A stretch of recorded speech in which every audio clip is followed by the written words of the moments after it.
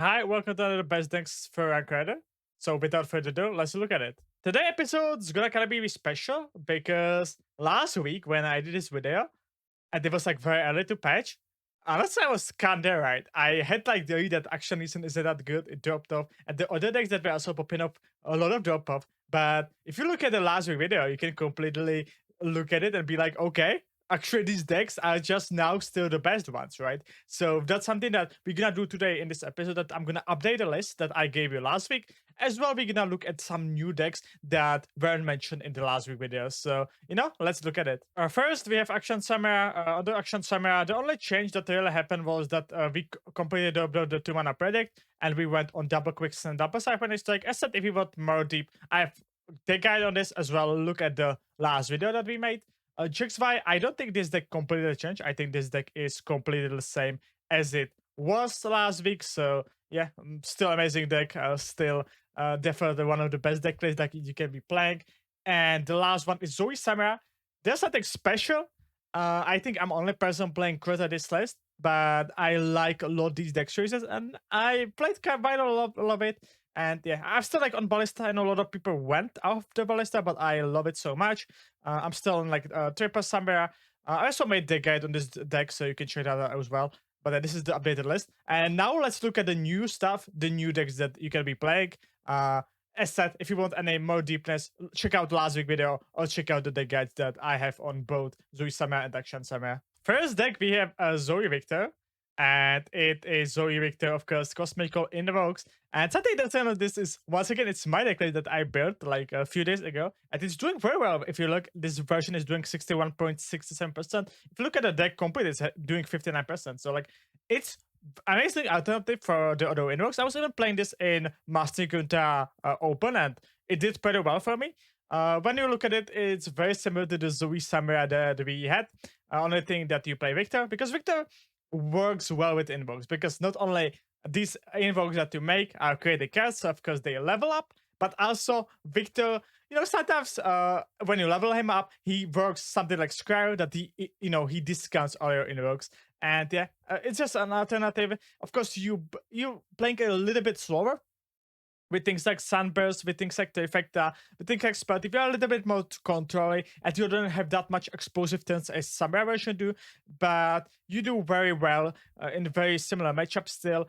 And especially you have much more powerful late games thanks to the Viktor, thanks to the Square. And like if you combine them, and then for example, you don't need even like double Cosmical, and you just need like Square and Viktor on board, and you have already 3-mana living legends and stuff. So this deck is gonna just do well for it. You tend to just do LA curve, playing Viktor on 4, giving him the random keywords, playing the invokes.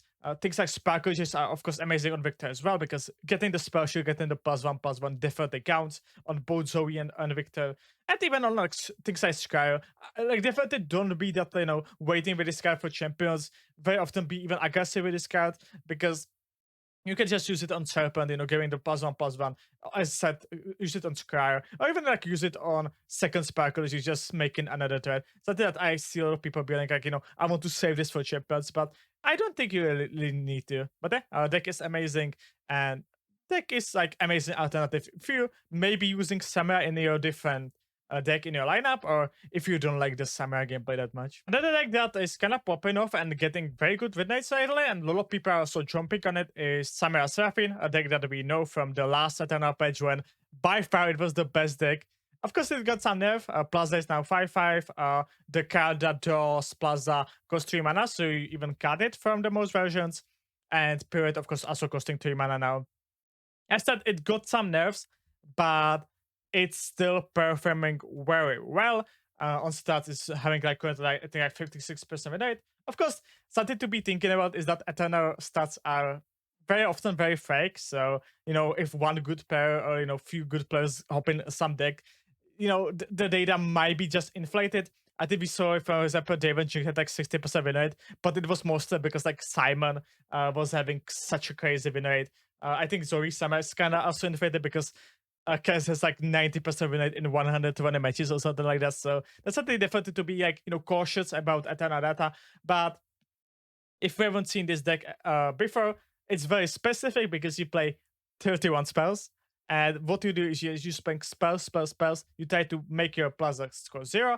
And on like turn 7, turn 6, turn 8, it depends on your hand.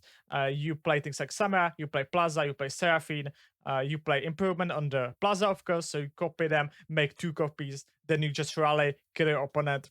Deck is pretty powerful, but of course sometimes have maybe a little bit consistency issues, especially now when you don't have the tutor for the Plaza as you used to. People now tend to use like Pursuit of Perfection. This version with it has the biggest win rate.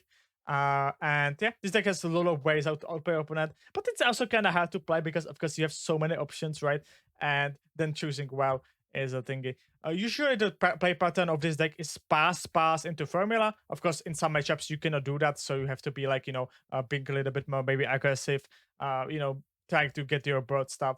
I said there's a lot of options. You, for example, use a new card in Divine Draft. Amazing card for this deck. Something that honestly this deck kinda wanted, and it's an amazing addition from the new tools. Also, bot for bot also very well works with Plaza. That's something that I didn't mention, but deck is good, and maybe one of the alternatives for Samira decks, because I think Samira has a lot of good decks, and this might be one of the better ones in my opinion. That we have here is Draven Jinx. This is Simon version that he was playing when he was climbing so crazily.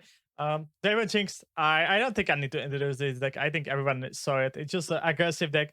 It's very specific build now because it's very more aggressive. It's playing like Tipper Saboteur, Tipper Regret, maybe something that it didn't used to be.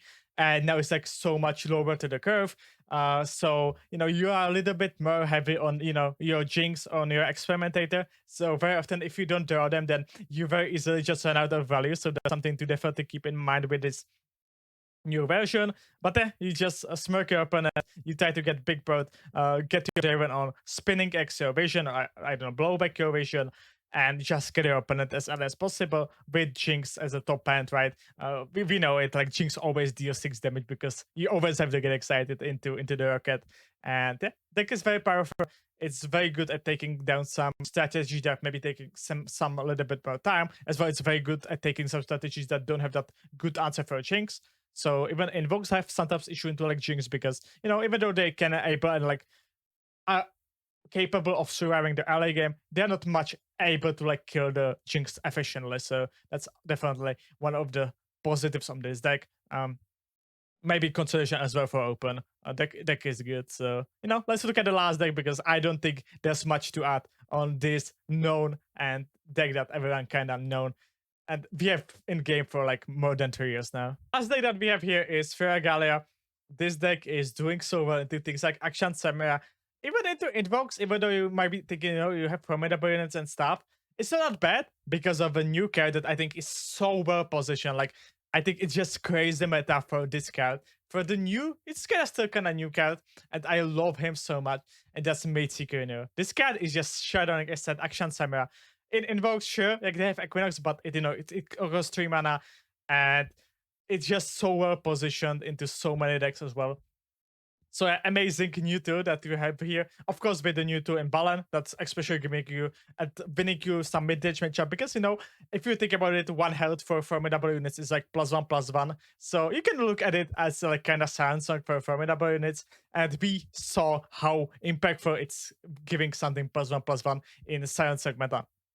What you're also using is a newly buffed CS, because CS are now, of course, they are nerfed if you use it on your turn, but they are buffed if you use it on your opponent turns, because then it costs 1 less mana than it used to. So, of course, yeah, that's something that you have to be using now with more often, that you use it on your opponent turn.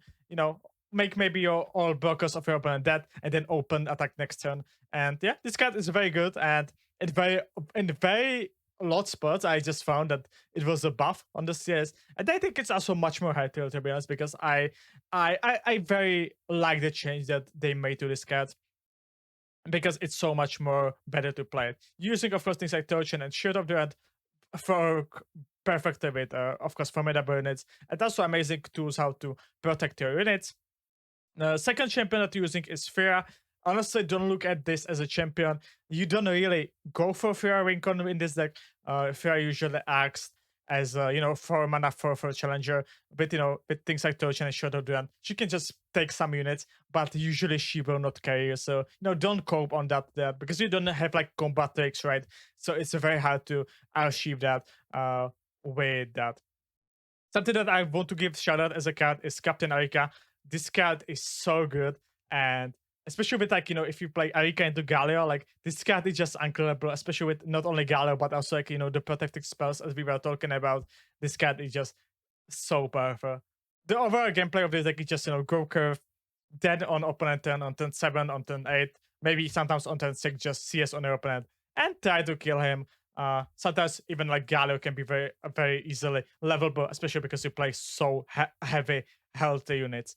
Deck is amazing, something that, you know, it's very easy. So if you're, I don't know, maybe newer to the game, this is amazing to how to learn this game, because you don't have that many decisions. And honestly, even though I'm not that like much the messenger, I do find this deck kind of funny, to be honest, to play, because it's having some interesting plays as well, and it's just not like, you know, guy into guy, but it's also having something more deeper into it. It's been decks for this week.